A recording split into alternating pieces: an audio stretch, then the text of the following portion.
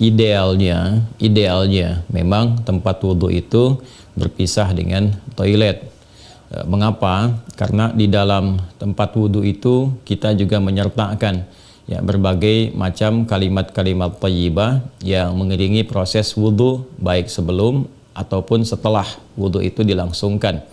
Ya, bukankah kita saat berwudhu kan mengucapkan Bismillahirrahmanirrahim, kan?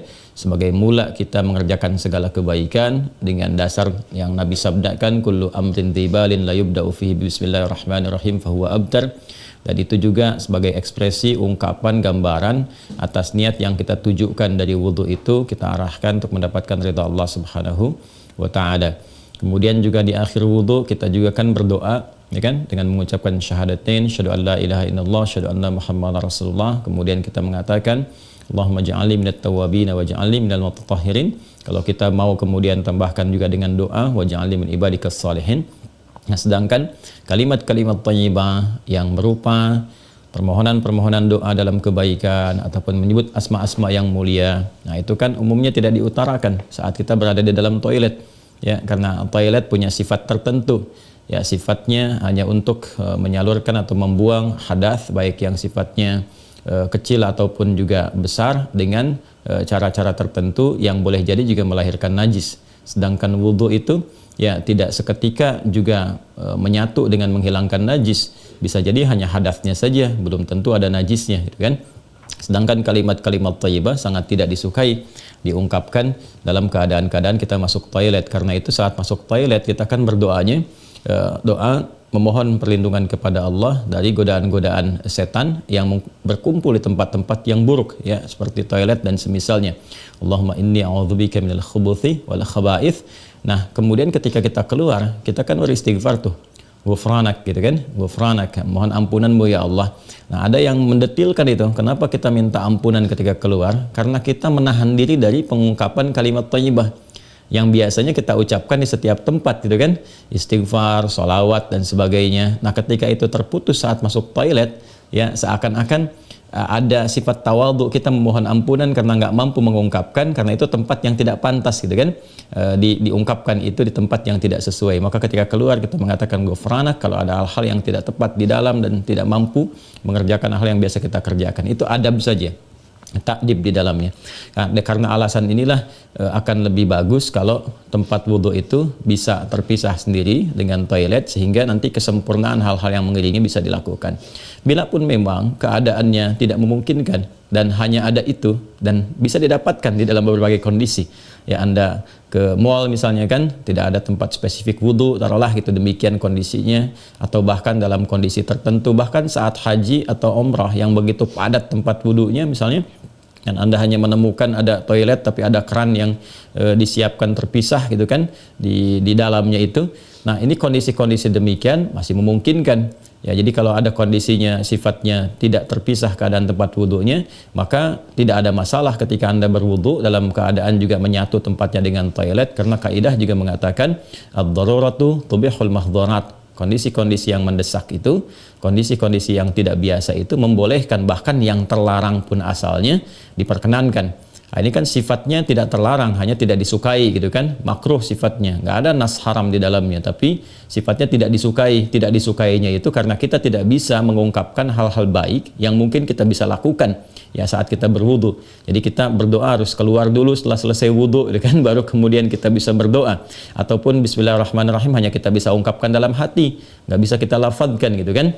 Doa-doa pun kita iringkan di dalam hati. Nah, itu hal-hal yang menjadikan kita kemudian tidak maksimal. Pun demikian juga ada satu kondisi lain, itu kan tempat berkumpulnya setan di tempat-tempat yang kurang bagus itu, sehingga godaan-godaan saat berwudu dan sebagainya, nah itu kadang-kadang lebih banyak.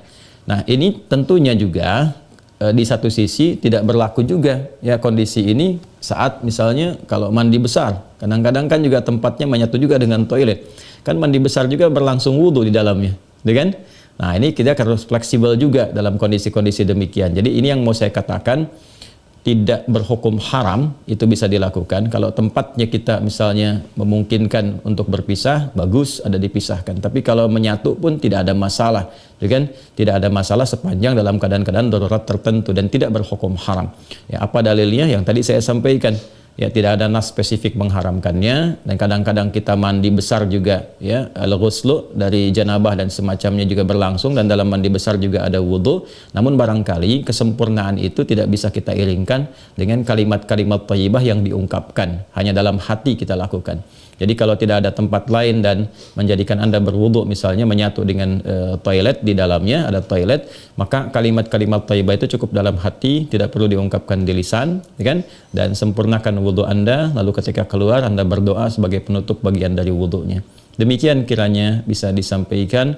Wallahu taala a'lam bissawab. Dan sebelum saya menutup, ada sesuatu yang sangat menarik ketika Ibnu Abbas radhiyallahu taala anhuma menyampaikan kisah Nabi sallallahu alaihi wasallam ya, saat beliau berada di kediamannya Sayyidah Maimunah radhiyallahu taala anha, dan malamnya kemudian bangun ya, bangkit dari tidurnya, duduk dulu menghilangkan bekas ngantuk. Nah, ini ditemukan di Sunan Abu Daud nomor hadis 1367.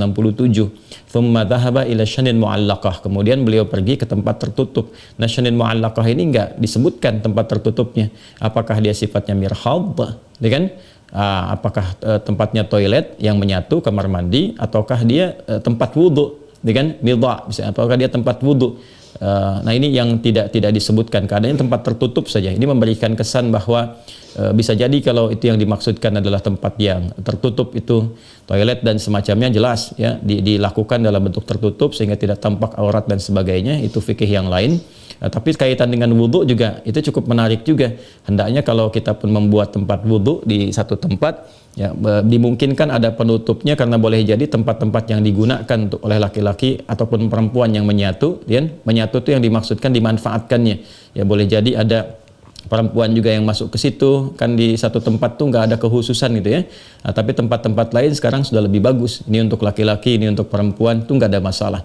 Tapi kalau tempat yang digunakan untuk menyatu, dia hendaknya ada penutup sehingga nggak semua orang bisa mengakses ke dalamnya dengan batas-batas tertentu. Apa kaitannya, korelasinya dengan pertanyaan Anda? Syanin mu'allaqah di sana nggak disebutkan. Ya, apakah itu tempat wudhu atau menyatu dengan toilet? Tapi babnya ketika keluar dari situ, Nabi sudah berwudhu.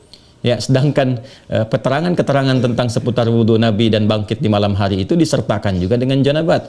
Artinya apa? Di kondisi-kondisi tertentu kan mandi, ya kan?